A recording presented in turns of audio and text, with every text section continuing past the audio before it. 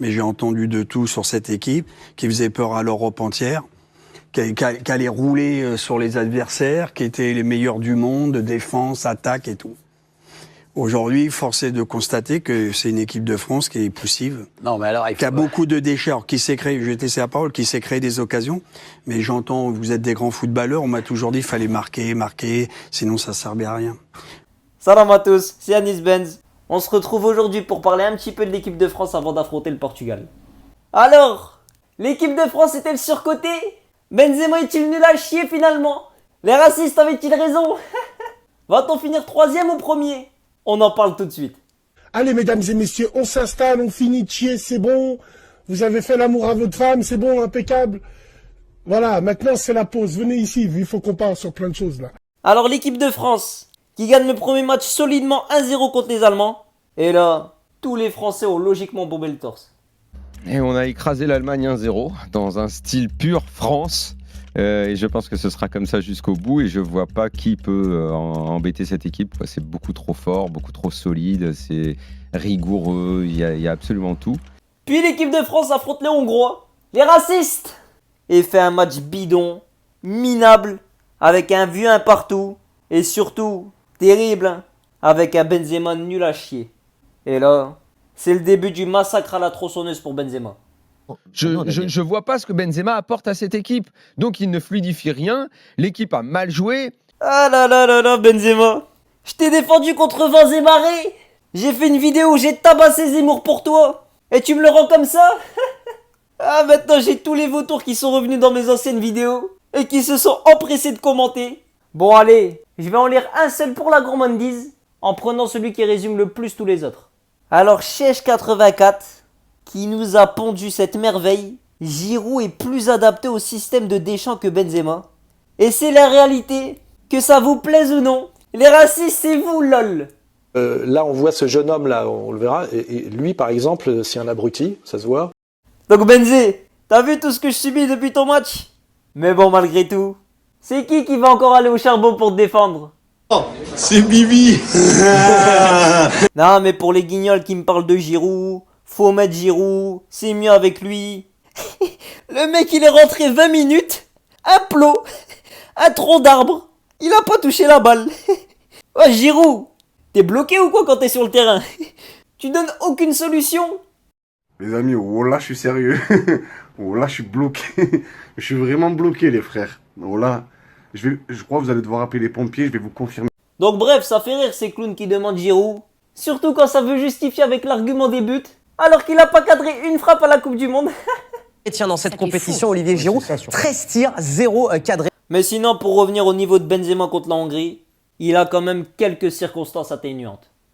Sans rien enlever à la contre-performance de Benzema, je maintiens, qu'est-ce que Didier Deschamps a découvert en mai qu'il ne savait pas en mars? Voilà, c'est tout ce que je pose comme question.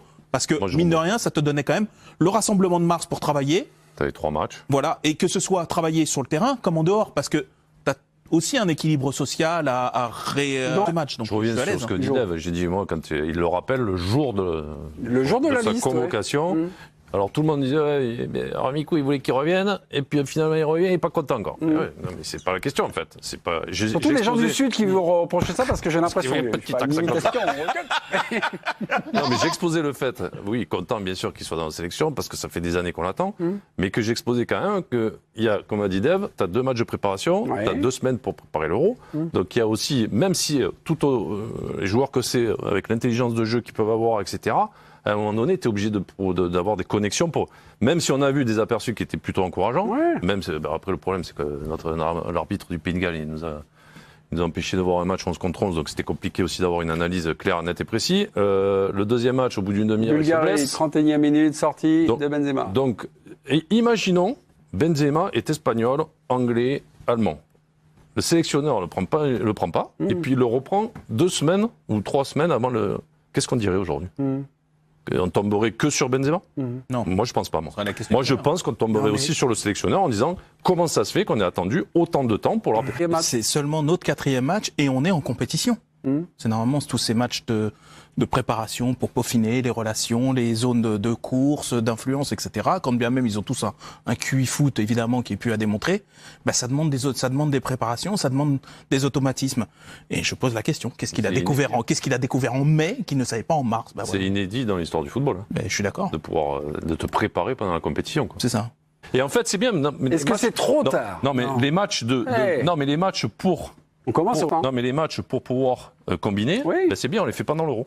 Donc là, c'est un match de préparation pour les huitièmes de finale, pour que la connexion soit prête en huitième. C'est vrai qu'il a vendangé, pas efficace. Mais après, moi, je crois en lui. Et je me dis, il est essentiel pour la réussite quand même de l'équipe de France, que malgré, je dirais, son inefficacité, je trouve que sur des prises de balles, des remises, et moi je me dis en fin de compte que depuis qu'il cherche le but, c'est un mec qui doit pas dormir, quoi. Que plus ça va aller, il faut vite que ce but arrive. Parce que, mine de rien, il a beau s'appeler Benzema, Ligue des Champions 4, grand joueur, il faut que ce but arrive le plus rapidement. Vous faites référence. Mais il y a peut-être un truc où on n'a pas assez insisté. Moi, je trouve que c'est le match du Pays de Galles, en fait. Tu vois, moi, je trouve qu'il a fait un très très bon match. Mais finalement, peut-être que ça le pèse de ne pas avoir mis ce but. Ça devient un sujet. Le pénalty raté? Non, pas que le pénalty, mais tu vois, il a tapé le poteau, il y a eu 2-3 occasions, une frappe qui passe juste au-dessus. Et je pense que sur ce match, s'il y avait eu ce but, ça évacue. On n'en parlerait plus. Et je pense que là, est-ce qu'il force ou pas? Mais malheureusement, le deuxième match, il n'a joué que 30 minutes.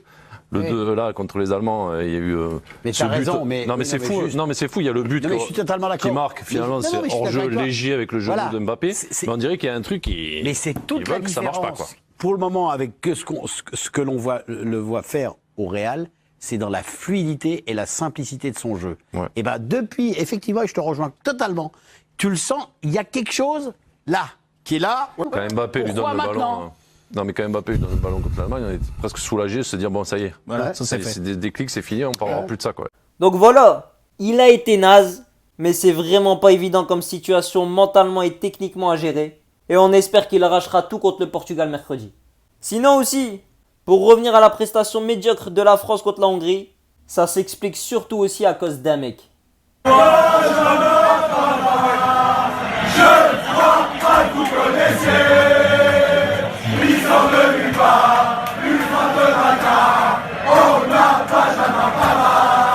Non mais Benjamin Pavard, c'est terrible son niveau de clown. Un des pires défenseurs que j'ai vu de ma vie.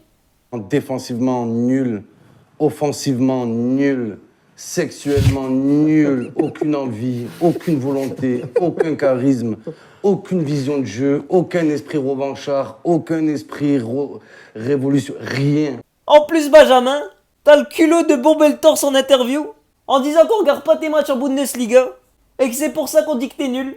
Bah maintenant Benjamin, même les fils d'Hongrois racistes ils savent que t'es nul. Bref, Jules Koundé doit plus poser une seule fesse sur le banc jusqu'à la fin de la compétition. Du coup, pour revenir au bilan de l'équipe de France sur les 2 matchs, franchement, faut se calmer. Parce qu'on le sait au final que contre les blocs bas, l'équipe de France de Deschamps ça a toujours été minable.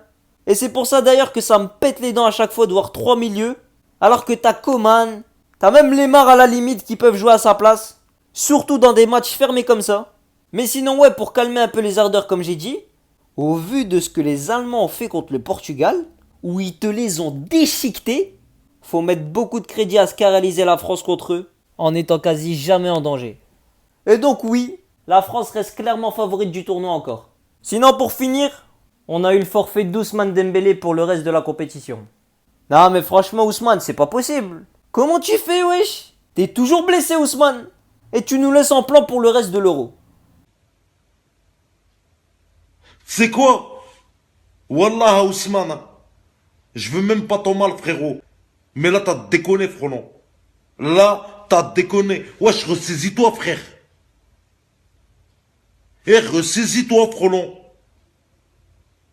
Bref, on attend mercredi impatiemment pour ce choc. On peut passer premier comme troisième après ce match. Et ça changerait tout au niveau du tableau. Même si en réalité, de toute façon, on est meilleur contre les grandes équipes que contre les petites. Donc au final... Bah les couilles. Si t'as kiffé cette vidéo, like, oublie pas de t'abonner, tu connais. Et nous on se dit à la prochaine. Salam à tous. Les amis, oh là, je suis sérieux. Oh là, je suis bloqué. Je suis vraiment bloqué, les frères.